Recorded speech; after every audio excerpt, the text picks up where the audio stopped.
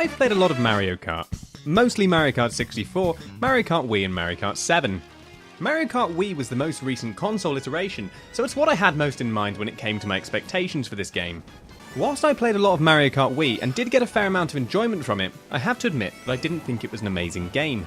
I mean, I did really want to like it. I loved the IP, the characters, the look, and in general the way it handled.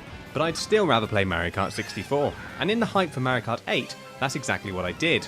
And this wasn't just a case of nostalgia. I'd rather play Mario Kart 64, which had much less in the way of content, it's much less forgiving, it has corners that I've pretty much never taken well. But it felt, I guess, more fair. Mario Kart Wii to me felt a bit dumbed down and luck-based. And for that reason, it just really failed to scratch that competitive itch. It ended up relegated to the position of being a fun party game, but not one that I wanted to play with my serious Smash Bros. Gaming powers. Sonic and Sega All-Stars Racing was pretty much the polar opposite of this. It's a game that I loved, but the experience gap between myself and a friend who'd unlocked everything, and any other would-be friend opponents was just too much. It was a hugely rewarding, but not so accessible game. I'm pleased to say that Mario Kart 8 occupies a middle ground for me. Okay, so maybe it's closer to the Mario Kart Wii end of things, but rightly so. One immediate shift is the removal of the automatic and manual option when selecting your character. I feel kind of bad this was even a consideration for me, but I was happy to see this gone. I just don't want to be put in that position where I'm manually drifting around a Rainbow Road hellbend on a vehicle that looks great but handles like I'm piggybacking a drunk toddler. Meanwhile, someone who has no understanding of drifting slides happily by me. They might smile and exclaim "Whee!" in between heavily mouth breathing and insisting that Knuckles is their favourite Mario character. For me, this was a welcome change. The main new feature in this game is the anti-gravity. In general, as far as the reality of driving upside down, it doesn't hugely affect the way it feels to navigate any of the courses, but it does help to make the scenery more varied, something that's a good thing considering how many times we've seen largely similar iterations of classics such as the snowy one and the sandy one. The level design and the anti-gravity feel organic in the same way that Mario Galaxy did. The gameplay change is subtle, but welcome. Newer features like tricks and gliding all help to make the experience feel a lot more busy than earlier titles, but the actual impact of drift boosting, trick boosting and items all feel reduced when compared with Mario Kart Wii. Each race is a series of small goals, to take a corner perfectly, to nail every trick jump without boosting yourself into a wall, and to snatch up items and use them as maliciously as possible. It's the standard Mario Kart formula, but it feels like Nintendo focused intensely on what makes Mario Kart satisfying, accessible and competitive. When it comes to new items, the inclusion of the gold coin reduces the feeling of being flooded by items in the higher positions, and took away the feeling that it's impossible to retain first place for long. As well as this, the impact and frequency of the more powerful items such as the Bullet Bill have been lessened to the point where I can't think of a single occasion where I felt begrudged seeing one overtake me.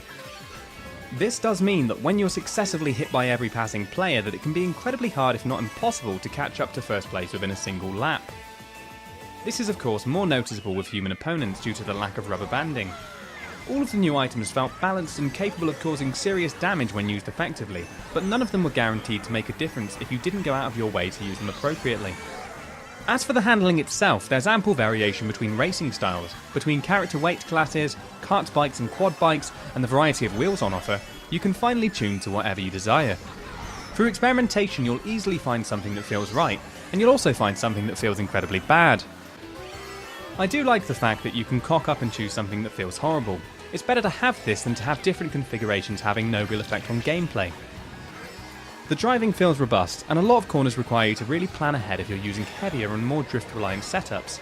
It's not difficult to make a series of slightly late decisions that result in you careening off the course. The game feels fast at 150cc. It's also quite forgiving when it comes to getting screwed over by opponents. The time taken for Lakitu to replace your character when you fall off of the track, and even the position to which you're returned, are often very forgiving, and make a single error typically cost you less than it has in the past. This is a good thing, as any series fans will know the tremendous butt pain experience when not only do you get hit by everyone and their grandma in the space of 5 seconds, but then spend so long recovering that you're forced to rely on one of the more powerful items to bring you back into contention. Weirdly, the bananas in this game seem to be made out of steel or something. They cause your kart to respond like you've been hit by something solid rather than sliding out. I'm not sure how long this has been a thing, but I think it's pretty stupid. Sliding out makes sense, it's funny, and would once again be much less obnoxious now that Lakitu is faster to replace you. As expected, the multiplayer is great. The visual spark is a bit harder to appreciate on a half or a quarter of the screen, but the gameplay is probably the best in the series to date. 2 to 4 player Grand Prix has been a blast, and more appealing for me is the 2-player online play. You and a pal can go head to head for a total of 12 players. This is great as not only can you screw your friend over, but you can also plot to screw random jerks you don't even know.